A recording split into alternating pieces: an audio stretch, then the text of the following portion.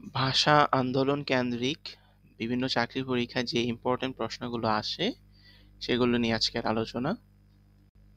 ১৯৩৯ সালে মোহাম্মদ আলী জিন্নাহ দ্বিজাতি তত্ত্ব পেশ করেন।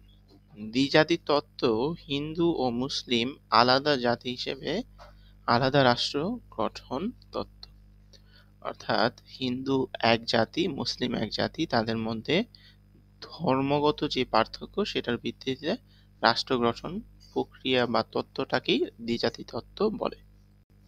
১৯৪০ সালের ২৩ মার্চ শেরেবাংলা একে ফজলুল হক পাকিস্তানের লাহোর প্রদেশে লাহোর প্রস্তাব বা পাকিস্তান প্রস্তাব করেন।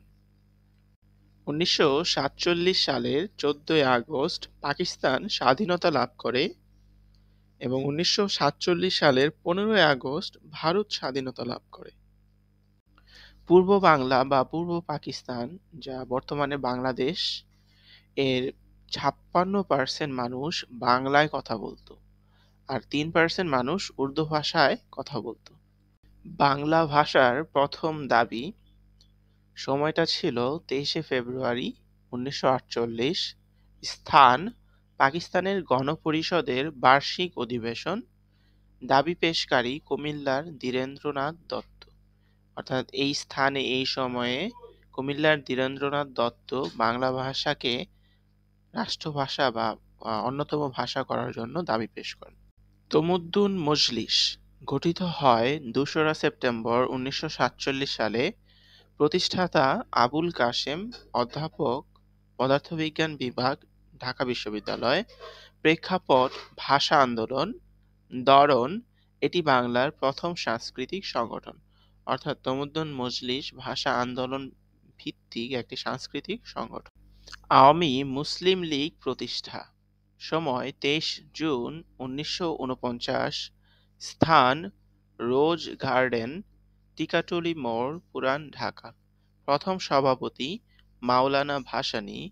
প্রথম সাধারণ সম্পাদক শামসুল হক। যুগ্ম সম্পাদক শেখ মুজিবুর রহমান। জিন্নাহর ঢাকা সফর। জিন্নাহ ঢাকার রেসকোর্স ময়দানে ঘোষণা করে উর্দুই হবে পাকিস্তানের জাতীয় ভাষা। ২১শে মার্চ ১৯৪৮ সালে। জিন্নাহ ঢাকার সমাবর্তন অনুষ্ঠানে কার্জন হলে ঘোষণা করেন উর্দুই হবে পাকিস্তানের রাষ্ট্রভাষা। ২৪শে মার্চ ১৯৪৮ সাল। বাংলা ভাষার দাবিতে ঢাকায় হরতাল হলে শেখ মুজিবুর রহমান সহ মোট ৬৯ জনকে গ্রেফতার করা হয় ১১ মার্চ ১৯৪৮ সালে। ২১শে ফেব্রুয়ারি ১৯৫২ সালের আগ পর্যন্ত ১১ মার্চ ছিল বাঙালির ভাষা দিবস। ভাষা আন্দোলনের চূড়ান্ত রূপ। লিয়াকত আলী খানকে পাকিস্তানের রাওয়ালপিন্ডিতে হত্যা করা হয় ১৯৫১ সালে।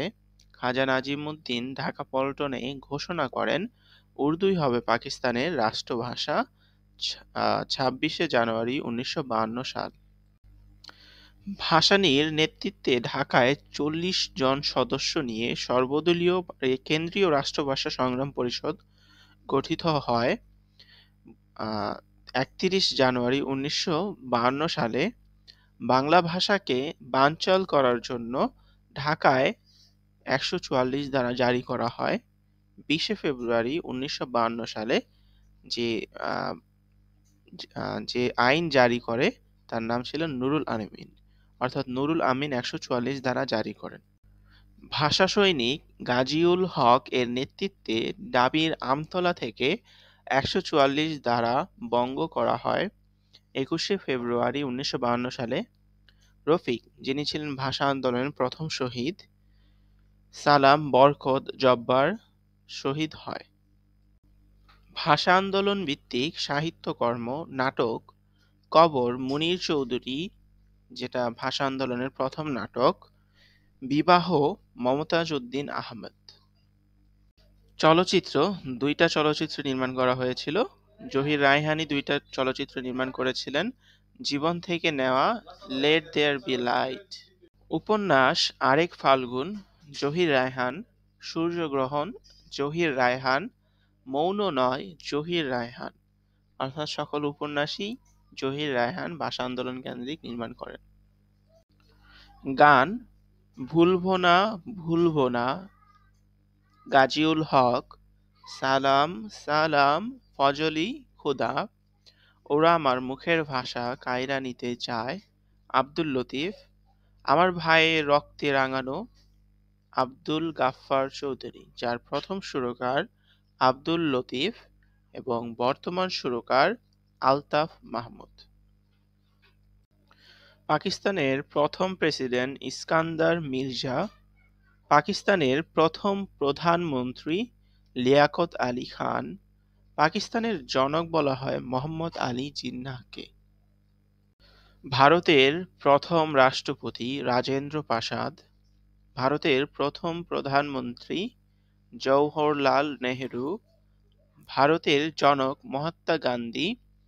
ভারত-পাকিস্তান সীমানা বিভক্তকারী কমিশনের নাম রেডক্লিফ কমিশন। পূর্ব পাকিস্তানের প্রথম মুখ্যমন্ত্রী খাজা নাজিম উদ্দিন। পূর্ব পাকিস্তানের দ্বিতীয় মুখ্যমন্ত্রী নুরুল আমিন, তার সময় ভাষা আন্দোলন হয়।